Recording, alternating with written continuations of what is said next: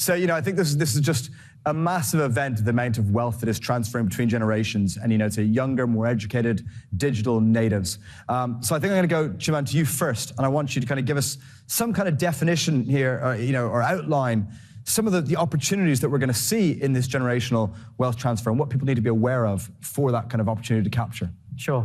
Thank you. I'm Yuen. I'm from Raffles Family Office. So I think one of the key things that we've been asked, why is everyone suddenly looking at this industry at large, right? And I think one of the numbers I always look at is, as Raffles Family Office, we are always very focused on Greater China, Asia as a whole. And if you look at the bigger number, in China alone, the so-called the ultra high net worth, they hold about 160 trillions of wealth. That is about 1.6 times of the GDP in China. And then if you look at the amount of wealth that's being transferred from one generation to the next in the next 160 trillion, which currency? Sorry? How much did you say there? US dollars. Yes, always US dollars. Just making sure. Wow. So in the next 10, 20, 30 years, in China alone, you're talking about 1948 and 92 trillion that's going to be passing on from one generation to the next. Right. So if you look at the Chinese government's foreign reserve, which is as of last year about 3.2 trillion. So what you are looking essentially is that the Chinese government are going to pass on their whole foreign reserve from one generation to the next, which is about 20, 25, 30 years younger, and they're going to do it for the next 30 years. And along the way, this number is going to go up. So I think it really about if you're going to be part of this industry, you better understand what the next generation will be thinking and their preference is going to be. I love it. You've basically made clear why this is the most important panel of the day. Ignore everything that went before, right? This is the thing you need to understand. So, Steffanie, with that in mind, we know how big the opportunity is. What are the risks of this generational transfer? Yes, so with opportunity always comes with risk, right? In Chinese, the word always tends to go together. So I think what Yuen mentioned, I just came back from Shanghai this weekend and everything was booming. And he rightly mentioned, I think China is the biggest market. But I think there are two things that when we think about wooing the next gen, particularly in this part of the region, we have to think clearly about as an industry. First is that I also worked in China for a few years myself. For a lot of us, we probably are working for foreign brands that are offshore, trying to tap into an onshore market. Foreign brands who we thought are very well known outside of China, actually, some of our sort of onshore clients might not have heard of the likes of the biggest foreign names in the world, and they tend to sort of have this home-based bias that, oh, these are the names that I'm grown up with. So brand building as like a foreign sort of name, especially based offshore, is something that's really sort of important for us to think about.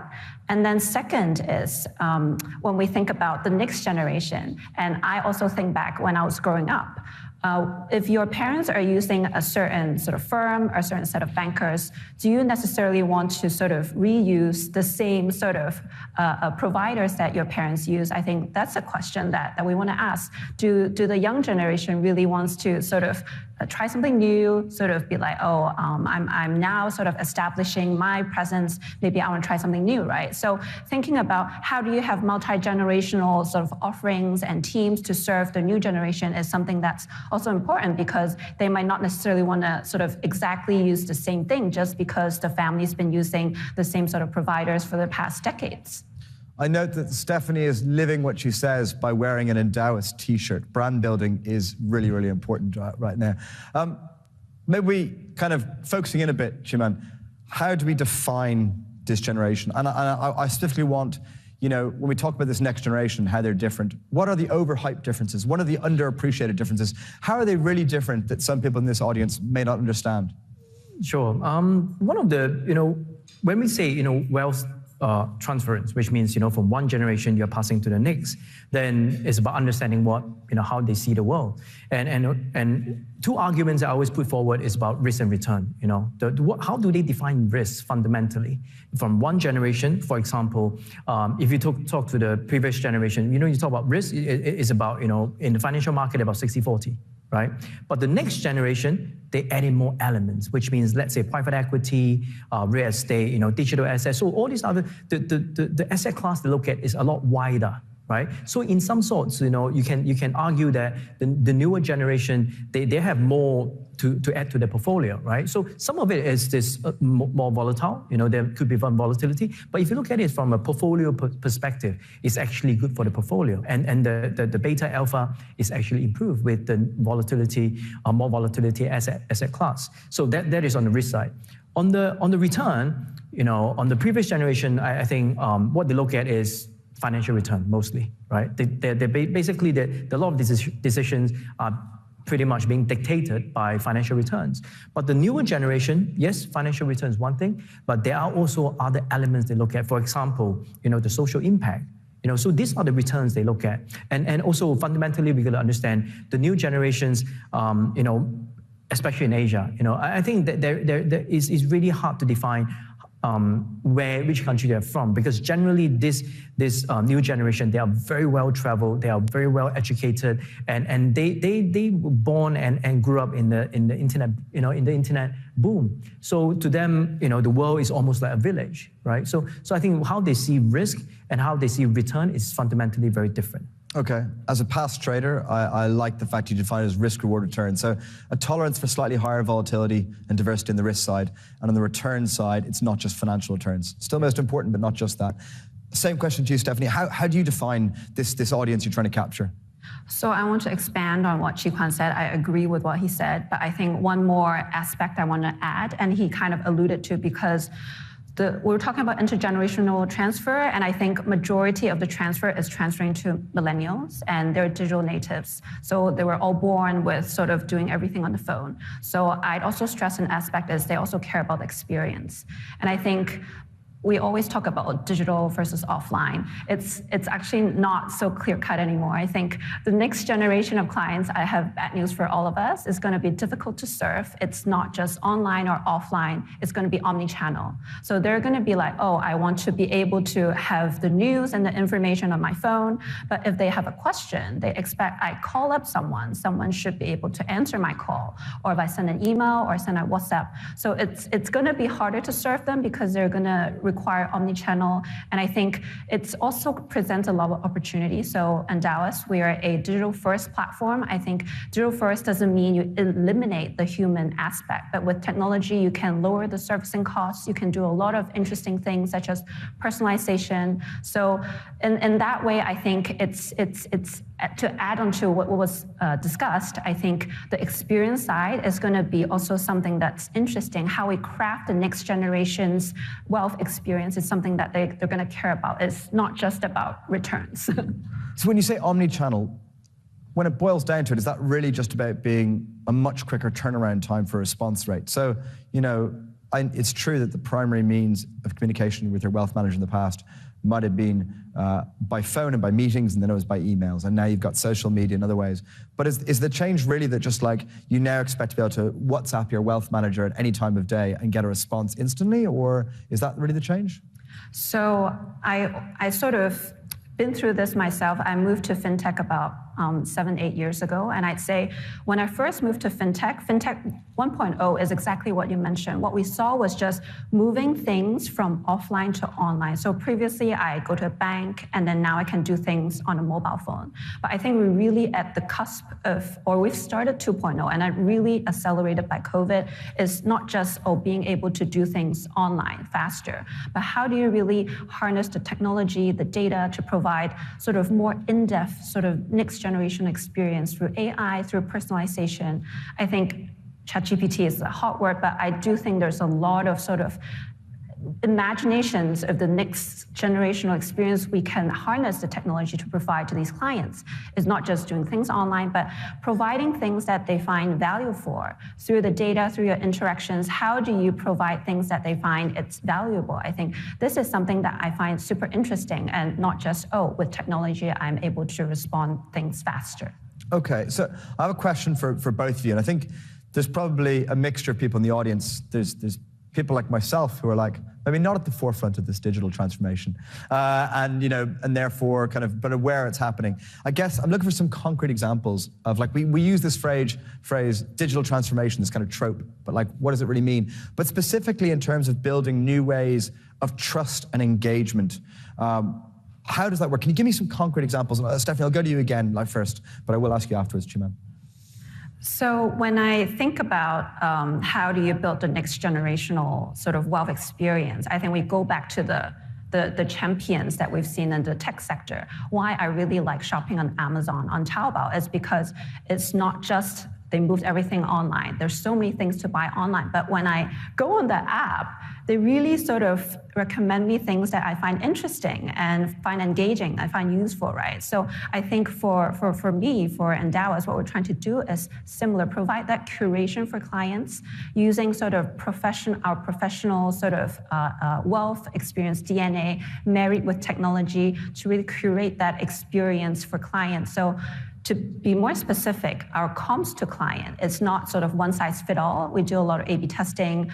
We test, okay, whether you're a morning person, whether you're an evening person, whether you like numbers in your email headers, whether you like words in your email headers, what is the open rate? And these are things that we continuously monitor and see whether the clients would like sort of our comms better. And we continue to improve our engagement with them, because I'm sure all of us back a few years, our mailbox is spammed with a lot of emails, and they tend to just be one size fit all, the same email, and it's not very personalized. So that's something that we've been doing, and I'm also curious to hear more from Kwan what he's been doing now. Please, I think there are a lot of similarity between Raffles Family Office and Endowus, but I think in terms of the technology and how much digital transformation is going to affect the segment of client that we are targeting is fundamentally there's quite a big difference, right?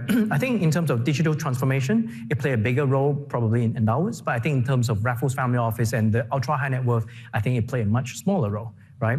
However, since 2017, 2018, one of the strategy that Raffles Family Office that try to future-proof ourselves is via the spectrum of asset class that we go into, and potentially, of course, the depth that we go into. For example, one of the things that we look at is private equity.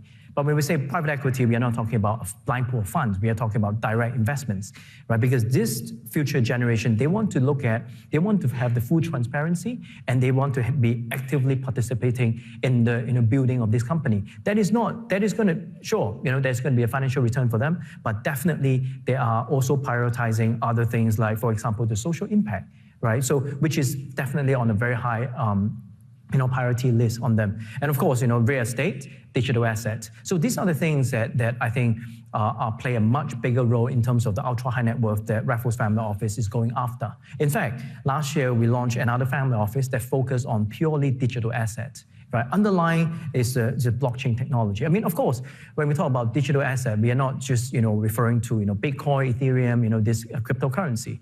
What we are really after is the stable coin that I think is going to the future. And right now, you have e-Hong Kong dollars. Recently, I came back from Shanghai as well. The e-RMB is really out. Bank of China is really promoting this quite actively. And of course, in Japanese smart Japanese yen, Singapore dollars, US dollars, stable coin. A lot of this stable coin, potentially they are going to be backed by central government, right? So in 5 years from now, a billionaire may turn out at our door and say, you know what? I like you, Raffles Family Office. Would you like to take care of my assets?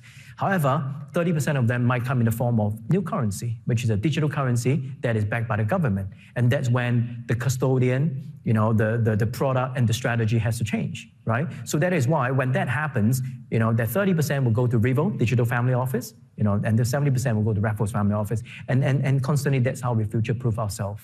Okay.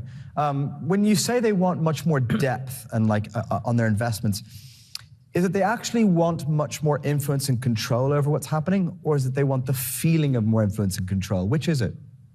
I think it's a little bit of both, really. I mean, if I have to be honest, but I would say the majority is really about, making a difference. For example, let me give you an example. Let's say real estate, which is, in Asia, an average Asian family will have about close to 30% exposure in this asset class. And when the new generation take over, right, what they want to do is there's a new way of dealing with this, the very traditional asset class, right? So how do you turn a building from brown to green, right? And that's when you need expertise on turning the property from brown to green. And then, of course, you talk about there's a green premium, as we say, there's a better return. And of course, but ultimately, fundamentally, the second or the new generation, what they are really after, they want to have a positive social impact on the society as a whole.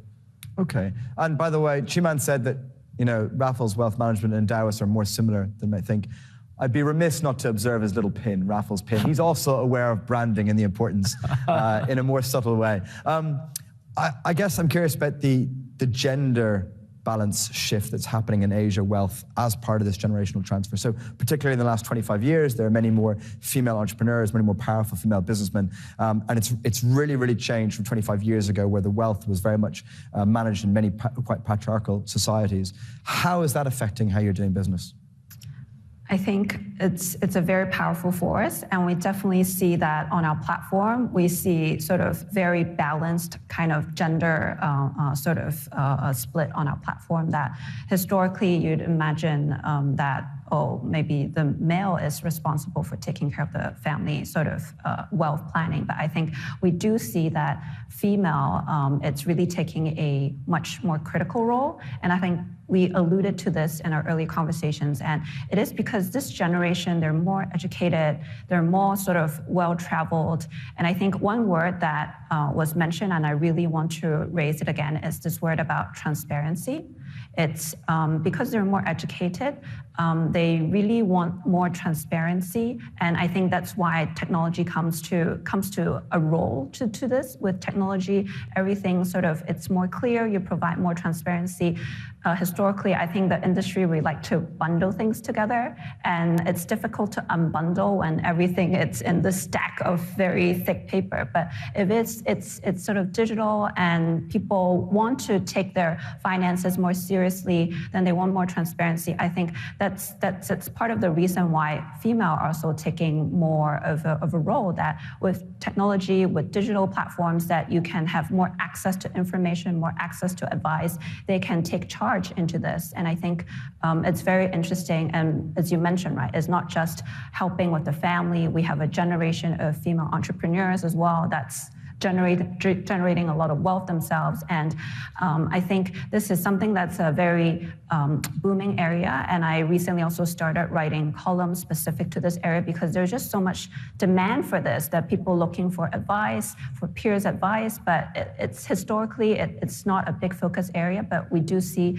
there's a lot of interest in this area. Okay, and just before I follow up with that, if you want to ask any question to our panelists, you've got about 3 minutes to lodge something in through the QR code. It's also on your little badge, by the way. You can see the little QR code to enter a question. I guess with that evolution then, does that mean there are many more, I'll ask this to you, Chiman, does that mean for family wealth now, are there many more stakeholders? So if you've got a very wealthy family, it used to be quite a centralized decision process. Whereas now, do you have to make your offering appeal to much more broader set of the family, even though it's only one account, or does that not? Do they just have separate accounts? I think it's every family is different, right? I would say it's a little bit of both, but I think from my perspective, from my observation about Raffles Family Office, is that about 1/3 of our clients are actually single family office, right? And generally, they are in a range of between 5 to 8 people, family office setup. And if you really look at the amount of wealth that is being created and the kind of asset class they're trying to cover, it's really a small number. Right? So a lot of it, they outsource, let's say, part of it to a multifamily office like us. And that makes a lot of sense because in terms of cost, in terms of efficiency, it makes a lot of sense. Right? So I think in terms of, really what multifamily office, single family office, in some way, it's not really a competition. It is more of a working together. And one of the key things that I put forward as a Raffles Family Office also at the same time is about sometimes linking up the different families that they would add value to each other, right? And that is also one of the key reasons sometimes people use a multifamily office like us, right? Because they might potentially say, you know what, I'm very good at this market in this industry, but I'm looking to expand to the other market, in the other country in the same market, and it makes a lot of sense for someone strategically, to be introduced by a middleman, by a multifamily office like us. So when we do that, then I think there's a lot of value we really add to the family rather than just returns. Okay. Question to to you, Steffanie, and we're running out of time, but saying, any strong interest in creating family foundation legacies? What are your thoughts around that? I think echoing to what was mentioned earlier, there is definitely this strong sense of ESG giving back to society for the second generation. So I do think there is this increasing, and it has been there for a lot of years, but I think the second generation really wants to take a sort of more direct sort of approach in terms of how they think about philanthropy. So I think there is definitely interest in that to sort of build up the family legacy in terms of the areas of philanthropy. And you mentioned earlier about transparency. Is that squeezing fees too much, or is the next generation aware there needs to be fees? They need to pay for a service, and as long as it's transparent, they don't mind paying the fee, or what's the situation?